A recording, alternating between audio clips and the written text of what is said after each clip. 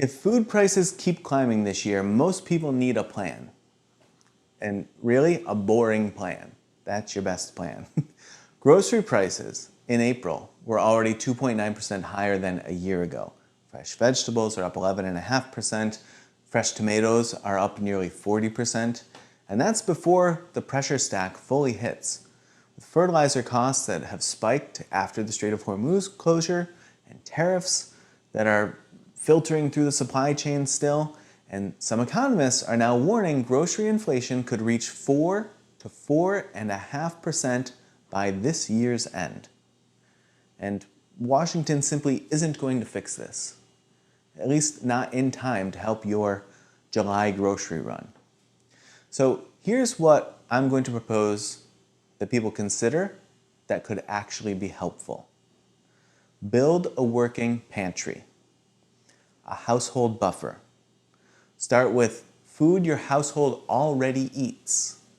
Maybe rice, oats, pasta, beans, lentils, canned tomatoes, canned fish, peanut butter, flour, broth, shelf-stable milk, frozen vegetables, cooking oil, spices.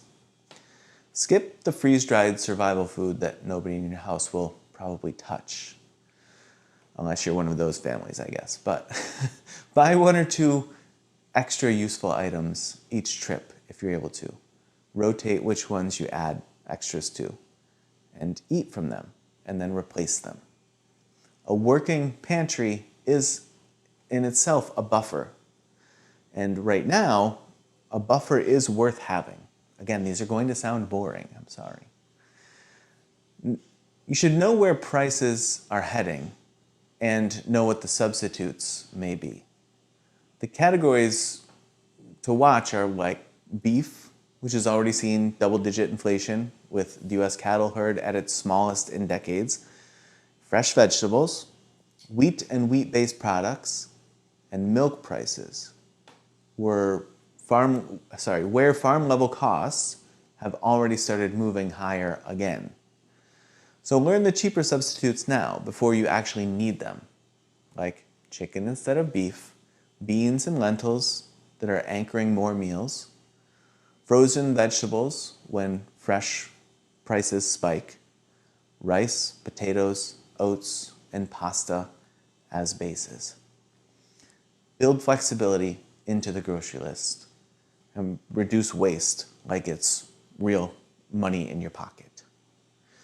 A lot of household food security comes from losing less, not using less. Freeze leftovers before they turn. That's really helpful and gets missed a lot. Turn vegetable scraps into broth. Eat from the back of the pantry first.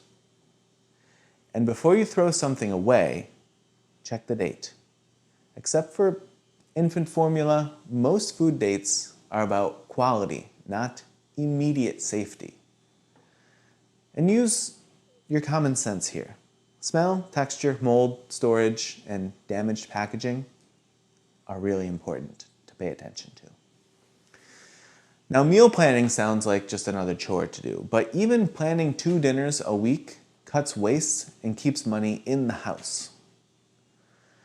You could grow something small and useful, like a few useful plants that can still add to your supply. Maybe herbs or lettuce, kale, beans, cucumbers, tomatoes, potatoes. Many of these are relatively easy to grow, even in just a few containers that will lower the pressure a little bit. The goal here is resilience.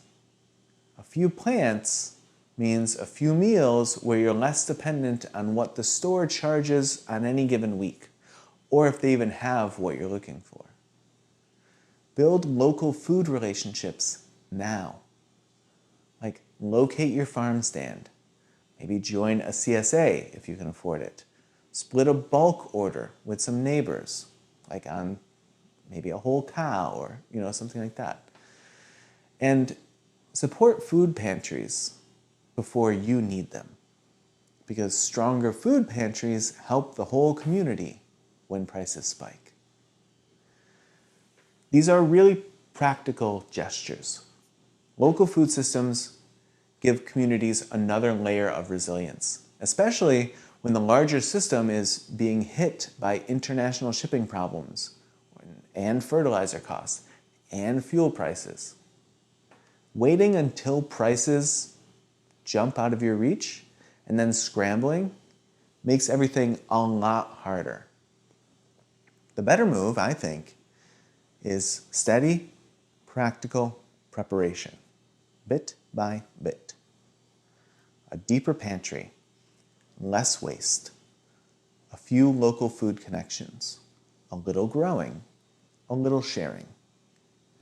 Food prices are likely to keep climbing this year. That's what my whole video earlier today was about. And that's what economists are saying. I'm sorry for trusting some of the experts in this we hate science world that we're in at the moment, but that's where I am. So the window to build a buffer is now. Again, when it is boring and seems like it's not necessary. That's the time to do it before it becomes urgent. That's how regular people give themselves more room when the system gets too shaky to be relied upon anymore. If you missed the front end of this video, or I guess what I should say, what predated this video, just go back to my video, the last video I published, right before this, June 1st, 2026, about the update on the food crisis or food crisis stack, as we've been talking about for, I guess, a few months now on this channel. But again, this isn't meant to be scare, this is meant to be prepare. I didn't even mean for that to rhyme. I'll see you soon.